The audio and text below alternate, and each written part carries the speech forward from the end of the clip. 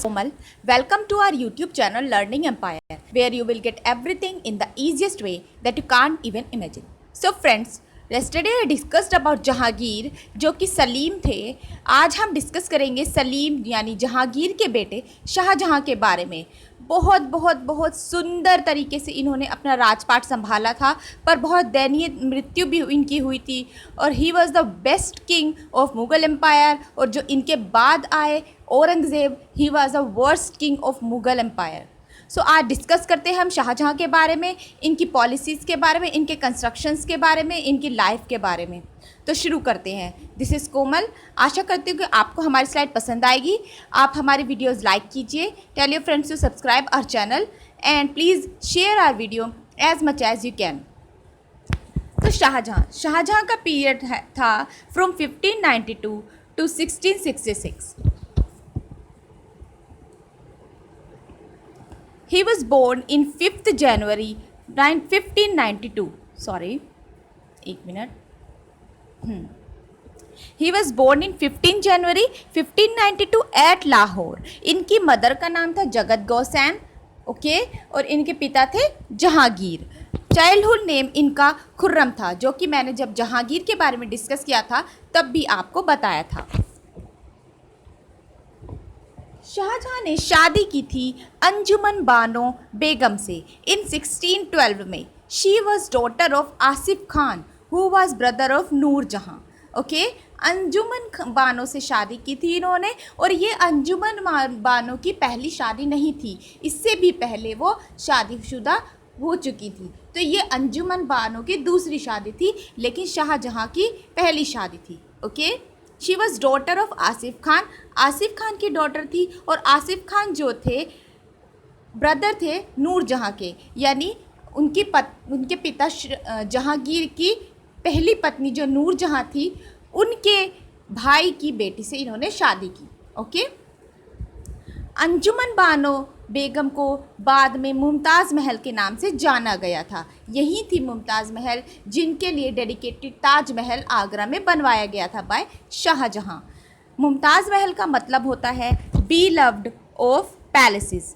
Palaces के को चाहने वाली, महलों से प्यार करने वाली. ओके, शाहजहां ने डिस्ट्रॉय किए थे पोर्टुगीज़ के सेटलमेंट्स इन हुबली. हुबली है ये, नॉट हुगली. ओके, हुबली में 1631 में पोर्टुगीज़ ने जो जो अपने सेटलमेंट्स बनाए थे उन सब को शाहजहां ने डिस्ट्रॉय कर दिया था. इसके अलावा उन्होंने और कोई लड़ाई नहीं लड़ी अपने पूरे जीवन काल में. ये भी छोटी सी लड़ाई थी, इसके अलावा कोई और लड़ाई उन्होंने नहीं लड़ी. इंट्रोडक्शन ऑफ यूरोपियन पेंटिंग जो हुआ था इंडिया में पोर्टुगीज़ ने कराया था, और इन्हीं के ही राज के दौरान. ओके, पोर्टुगीज़ ने टोबैको का इंट्रोडक्शन कराया था अकबर के राज में, जिसे जहांगीर ने ख़त्म कर दिया था. और पोर्टुगीज़ ने पेंटिंग का यूरोपियन पेंटिंग का इंट्रोडक्शन कराया था शाहजहां के राज में. अब देखो, पेंटिंग का शौक़ किसे था? जहांगीर को है ना, क्योंकि वो फेमस पेंटर भी कहे जाते थे. लेकिन यूरोपियन पेंटिंग बाय पोर्टुगीज़ किसके काल में इंट्रोड्यूस की गई? शाहजहां के. तो ये डिफरेंट टर्म्स है, ठीक है, थोड़ा कंफ्यूजिंग हो जाता है. अगर प्री में आपके लिए इनके लाइफ के रिगार्डिंग कोई स्टेटमेंट्स आए तो इनको आगे पीछे करके दे सकते हैं, तो आपको ध्यान रखना है. शाहजहां को प्रिंस ऑफ बिल्डर्स कहा जाता था. ओके, क्यों? क्योंकि इन्होंने इतने मॉन्यूमेंट्स, इतने कंस्ट्रक्शंस कराए थे कि ऐसा लगता था कि यह राजकुमार है बिल्डर्स का. ठीक है, उनके पीरियड को ही कहा जाता था golden age of Mughal architecture. और golden age of Mughal painting किसके काल को कहा जाता था, मुझे आप कमेंट बॉक्स में बताइए. He started the construction of Taj Mahal in the memory. आप सब इस बात से वाकिफ़ हैं कि इन्होंने ताजमहल किस लिए बनवाया था. तो ताजमहल उन्होंने अपनी वाइफ मुमताज़ महल की याद में बनवाया था, जिसको 22 साल लगे थे बनने में. इतना खूबसूरत बनवाया था. ओके, और इसके मेन आर्किटेक्ट कौन थे? पर्शियन आर्किटेक्ट थे जिनका नाम था उस्ताद ईसा. आ जाता है कभी कभी, ठीक है. Taj Mahal is believed to be the costliest monument of that time.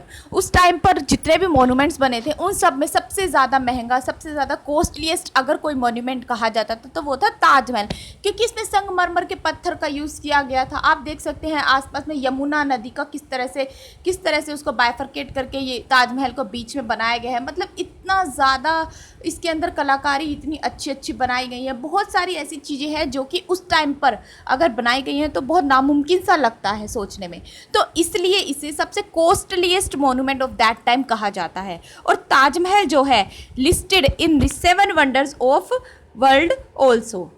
Taj Mahal जो है 7 वंडर्स ऑफ वर्ल्ड के नाम में भी दर्ज है। ये तो आपको पता ही होगा। अब शाहजहां ने शाहजहानाबाद भी बनाया था इन दिल्ली में, ठीक है, शाहजहानाबाद भी बनाया था। उनकी पहली जो थी कैपिटल लाहौर में थी, उन्होंने अपनी कैपिटल जो है शाहजहानाबाद में शिफ्ट कर ली थी। तो अगर क्वेश्चन आएगा तो कौन से मुगल किंग ने अपनी capital from Lahore to Delhi shift कर ली, तो ही वाज शाहजहां इन 1638। उन्होंने जामा मस्जिद भी बनाया था जो दिल्ली में स्थित है।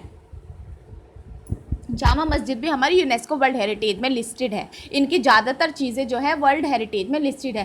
ताजमहल, आगरा फोर्ट तो खैर अकबर ने बनवाया था, और हमारा जामा मस्जिद, रेड फोर्ट, बहुत इतनी अच्छी चीज़ें थी कि यूनेस्को भी अपने आप को रोक नहीं सकी कि इनको अपनी लिस्ट में शामिल क्यों ना किया जाए।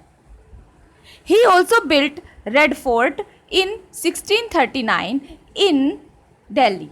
ओके, आप सबने तो देखा ही होगा रेड फोर्ट। ओके, बहुत सुंदर है। अगर नहीं देखा है तो प्लीज़ देखना ज़रूरी है, देखना चाहिए आपको। और एक किस मॉडल के तर्ज पर बनाया गया था? आगरा फोर्ट जो अकबर ने बनवाया था उस मॉडल के तरह ही उन्होंने रेड फोर्ट बनाया था। आगरा फोर्ट को भी तो रेड फोर्ट कहा जाता है आगरा का, है ना।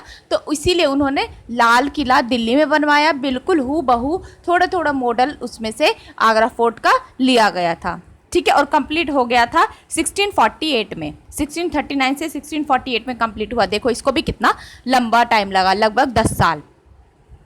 दीवाने आम, दीवाने खास और मोती मस्जिद जो है रेड फोर्ट के अंदर सिचुएटेड है। ओके, अगर आपको कभी भी चांस मिले तो इन मोनूमेंट्स को देखिए, क्योंकि इनसे यादें ताज़ा होती है कि हाँ उस टाइम पर इतना इतना अच्छा किया गया है, तो किस तरह से किया होगा, बहुत जानकारी मिलती है, बहुत अच्छा मिलता है, सुकून जिसे कहते हैं। पीकॉक थ्रोन भी बनाया था। पीकॉक थ्रोन मोर का एक सिंहासन था, उस टाइप से बनवाया था, ठीक है। वो भी शाहजहां ने ही बनवाया था, और उस पर कोहिनूर डायमंड लगा हुआ था। जैसे चेयर है तो यहाँ पर जो है बिल्कुल सेंटर में कोहिनूर डायमंड भी लगवाया गया था, जिसे कि कहा जाता है कि लूट कर ले गए थे। कौन लूट कर ले गए थे? कमेंट बॉक्स में मुझे लिख कर दीजिए किसको कहा जाता है कि लूट कर ले गए थे हमारा कोहिनूर।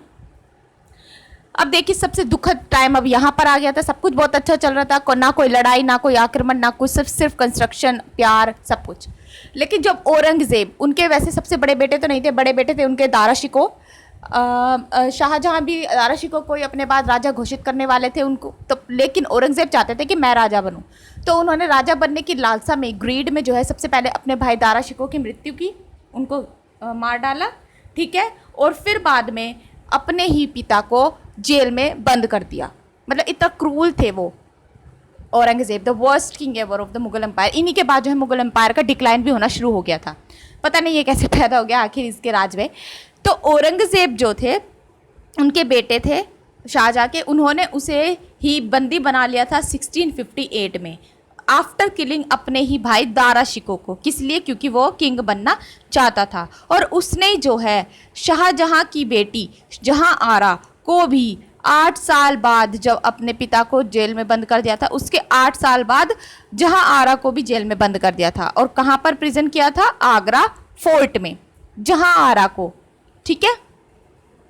शाहजहां की मृत्यु हो गई थी प्रिजन में ही 1666। बहुत दर्दनाक मृत्यु हुई थी। 1666 में जेल में पड़े हुए एक राजा अपने बेटे द्वारा ही जेल में रखा गया और फिर बंद हो गया और मर गया। तो बच्चों ये थी हमारी पूरी शाहजहां की अब स्टोरी, जो कि एग्जाम के पॉइंट ऑफ व्यू से भी बहुत इंपॉर्टेंट थी। जितने भी टॉपिक मैंने डिस्कस कराया अबाउट मुगल एम्पायर किंग, जो भी मैंने डायनेस्टीज पिछले स्लाइड्स में भी आप लोगों को बताई है, खिलजी डायनेस्टी, तुगलक डायनेस्टी वगैरह जितनी भी हैं, उन सब में कुछ भी मैंने ऐसा नहीं छोड़ा है जो आप लोगों के एग्जाम के लिए बाकी रह जाता हो। तो प्लीज़ उन स्लाइड्स को सिर्फ देखिए मत, समझिए, रिवाइज कीजिए, नोट्स बनाइए, आदत डालिए कि आप उनको पढ़ें अच्छे से और समझें, ठीक है, स्टोरी की तरह अगर हिस्ट्री को लेंगे तो बहुत अच्छे से जल्दी समझ में आ जाएगी और हमेशा के लिए दिमाग में रहेगी। तो प्लीज़ ध्यान रखिए अपना, स्वस्थ रहिए, सेफ रहिए और कल की स्लाइड के लिए इंतज़ार कीजिए। मैं लाऊंगी अब Aurangzeb, the most worst and the cruel king of the Mughal empire. Okay, तो शुक्रिया।